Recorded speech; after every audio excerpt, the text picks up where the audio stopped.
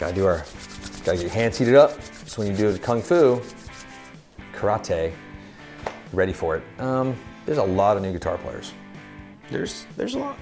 So it just came out that the estimation is that there's been, in the past like year and a half range, there's 16 million new guitar players. That's a lot of guitar players. That is a lot of guitar players. I am extremely excited about this. It's exciting. It's exciting. I mean, not just for a business perspective, but mainly just like for guitar, for like the history of guitar. This will have repercussions like for years to decades. Well, for years we've been hearing, oh, the guitar's dying, guitar's dead, guitar music's going away. That was that George Green article, right? Like in this was that guy years ago. Yeah. And I remember having a conversation with him before that article came out. I was like, I disagree with you entirely, sir. Because I was like, kids like record players again. They like tactile experiences. They want to touch these things. They like wood. You know, it's and then he's like, wow, you're young and dumb. I'm like, well, I agree. You got me there, you got me, sir. But you I remember that conversation sort of slowly morphed to, well, kids are playing guitar differently now. They're using it like a keyboard. They're making textures. They're making soundscapes, and that maybe is still true. But now I think we're in full on. Well, the proof is in the pudding. Guitar revival. It's there. Like I think guitar revival. Like, you heard it here first. Yes, guitar revival, and that should be like the name of somebody's website out there. Your YouTube channel, Guitar Revival. Okay. Not yours. Kind of a cool band name. It is cool. Not really. Not really. No, it'd be like, I thought it. No, it's cool. Oh no, it's not slime. Yeah, sure. No, it's exciting. I think 5 years from now, even less now, we're gonna have an explosion of new guitar music done properly again. It's like the 90s are gonna come back in some strange way with like all, because if you go back and listen to 90s popping, it was like bands like Third Eye Blind and stuff just smashing it. That was great. And you think of like that being like the king of the pop charts, like Maroon 5 or Imagine Dragons. That's what was on the radio, like but that was Third Eye Blind. Guitar driven. Yeah. You know, was not synths and pops and like, so then you filter that into the punk world and everything else. But that's even a side point. I think also people are retaining their ability to play and not quit much better now than they used to. I think that's true. I think it used to be like your only access was like, you know, you get the guitar and you had private lessons, and it really pretty much hinged on if your teacher had the I suck factor or I don't suck factor. Well, I think a lot of things have changed just in teachers. Like, you know, a lot of the ideas where, oh, you got to start on acoustic and you got to do this for 5 years, and it's a lot less old-fashioned. Like, you know, I encourage a lot of my kids, like, in that way. Like, throw the book out where it's like we're learning to play, like, you know, the top E string, E, F, G, those notes, like E, F, G, A, F. Playing Ode to Joy. Yeah, like that's. I've still seen guitar teachers sort of doing that. I'm like, and they don't have a consistent student load. They don't. They lose them, and then their students never become really good. You have to inspire, and like I think teachers have changed, but also online. Online has been a big difference, and it's getting better. And there's more options and opportunities out there, and there's more. I think there's going to be more of that as we go forward. Like musicians out there, Fender Play, some of the all the big YouTube guys have their own guitar teaching things. There's some great teachers on YouTube right now. And most are free. Most of them are free, and even if they're not free, even if they're doing like a True Fire course, there's always like free stuff that aren't just teasers, like real lessons. And then if you want more, you go pay for their, you know, whatever, True Fire, whatever it is. Like that Corey Cagilio guy, I watch him all the time. He's wonderful. Fantastic. I mean, it's that's just great teachers. And there's like great introductory beginner ones too that are like the Marty guy, Marty Schwartz. Yeah, some pretty amazing stuff.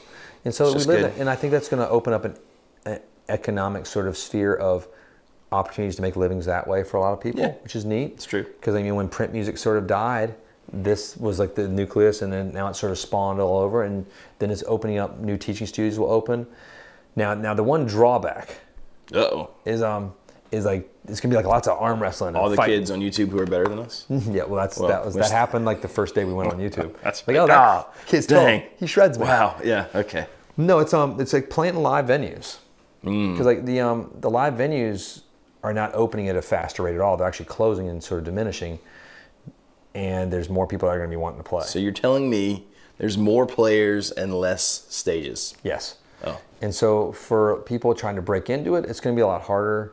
Back in my day, it was, you know, you did the circuit in New York, you fought really hard, and you start off in like the Luna Lounge, the CBGB basement, pianos, and the Alphabet. I can't remember. Arlene's Grocery. Like that was sort of like the thing.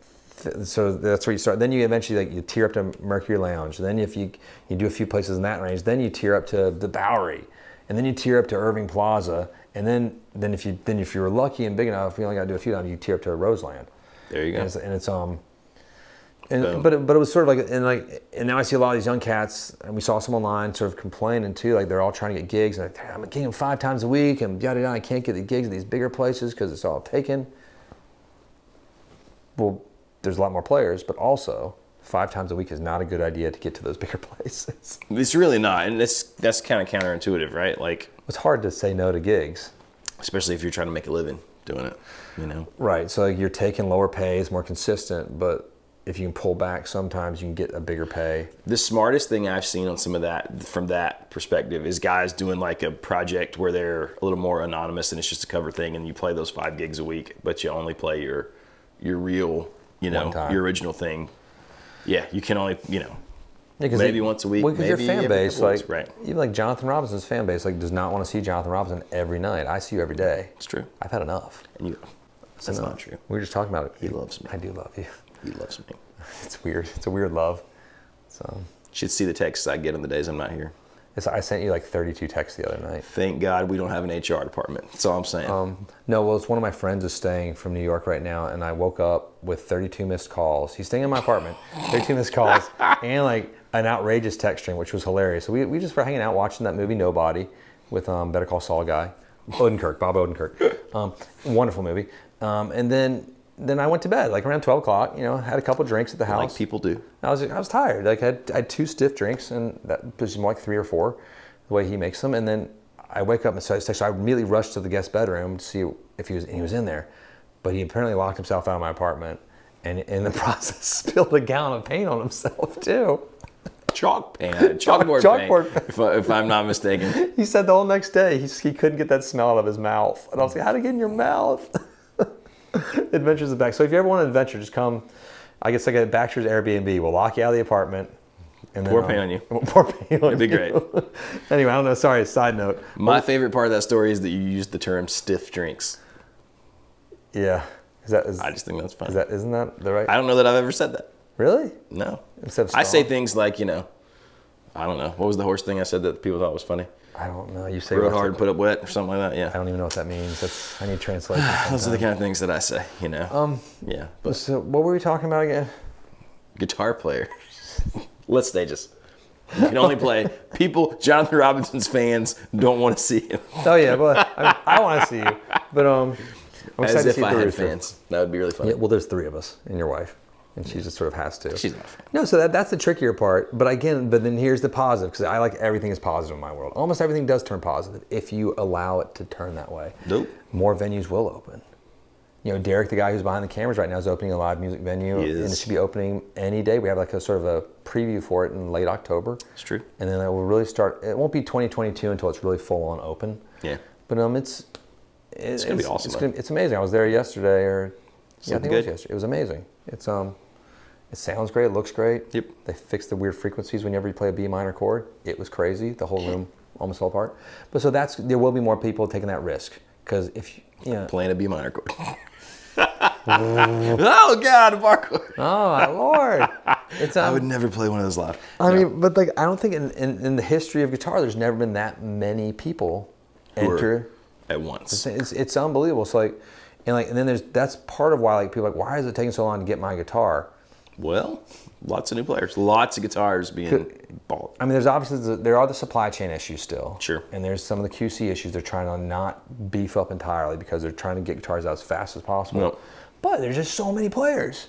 So many. I am super excited about it. I'm excited. Because it's like there's always new young cats doing it in ways that I never would have thought of doing it. You see these girls come in and play, and like, oh, that's amazing. And these young little dudes that are playing all the classic stuff too, and you're like, that's like sort of watching myself as a kid again.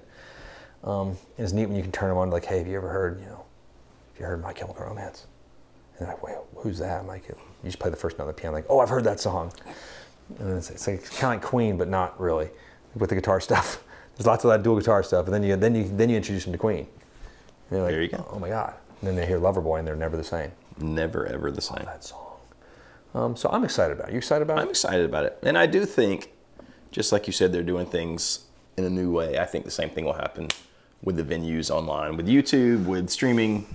Who knows what it'll look like in 5 years. And we are purely like classic guitar type of lovers, but I also love the new ones too. I love these boutique guitars that are coming out now, and the boutique amps. I'm very excited to see what they want to do, like everything from like Third Power to like the Echo Parks, and like sort of taking these classic models and putting a new spin on them. I like that. Yeah. I like that Novo's exploded over the past, bit. They've gotten huge. It's and they're cool. And they're cool. Like it's just neat that there's stuff out, and like it captures the attention, even if you can't afford it as a young new player. That's right. But a lot of these new young players are not young at all. They're like grown-ups, and they can afford it. They can, so they're getting some really cool toys for like, oh, my first guitar is going to be that $5,000 thing, and it's like, hey, I would do the same thing if I was just starting. I mean, why not, right? Like, if you can do it, because we see some new players with like these ridiculous dream rigs. No, and some of them are like, I've had this conversation where they're like, I kind of feel bad. I'm like, don't feel bad. This is awesome. If you can afford it, and it makes you happy, you're gonna spend money on something that makes you happy. You're gonna spend money. You're gonna bleed it out slowly to get there, right? And you're gonna get there, and then you're some of these guys, like it's like me when I decorated my house, like with furniture. Like once I got it all, I don't go. I'm done. I just stopped. Yeah. That hasn't happened with guitars, to my wife's chagrin, and amps. Yeah, no. I don't know how many more amps can I get. I got more space, but I'm excited. So like, plenty of space. Let us know if you're one of those new 16 million guitar players in the past year and a half, because it's exciting. And like, what got you into it? Are you liking it? Are you loving it? And like share the stories. Like share with and make friends here on this little things below us. I have enjoyed that. I enjoy people coming in saying, oh, I just started playing guitar 6 months ago. I've always loved it. My dad did this, blah, blah, blah. Now I'm in my 50s and I decided to learn to play. I mean, I just think that's really cool. And they have real passion about it. It makes me even more passionate about it. It makes us passionate about what we do here on YouTube and in the shop every day. It brings us joy. And your job is to bring me joy. Yes. So there you go. Sorry, I just want to have like a long dark stare for a moment. That's it. I was having a Dune moment. I haven't seen it yet, but I can't wait. It's going to be great. It better be great. Has a lot to live up to. Not really. I don't know if it does. That's all. Thanks so much. Take us home, John. There you go. Hit that like and subscribe button if you haven't already. Click the bell. Maybe buy a nice shirt from Teespring. Let's hold hands. Together. We can make it. It was so awkward. I was trying to hold hands there. Your hands are so soft. It's just like my wife. It's weird. She tried to hold my hand. I'm like, no. My wife held my hand in public the other day too. I was like, what's going on? It's so strange. She's like, there's something happened. Do you want another kid? You want an oven. She wants a new oven. That's what it is. She wants a new oven. Because ours hasn't been working for the past 2 months, which is fine by me. More cookout. That's a restaurant. There you go. Now we said the thing and then we kept going. Sorry, done. Dang it. Are we over? We're over. You said all the stuff already? I think I said all the stuff. Bye. See you guys next time.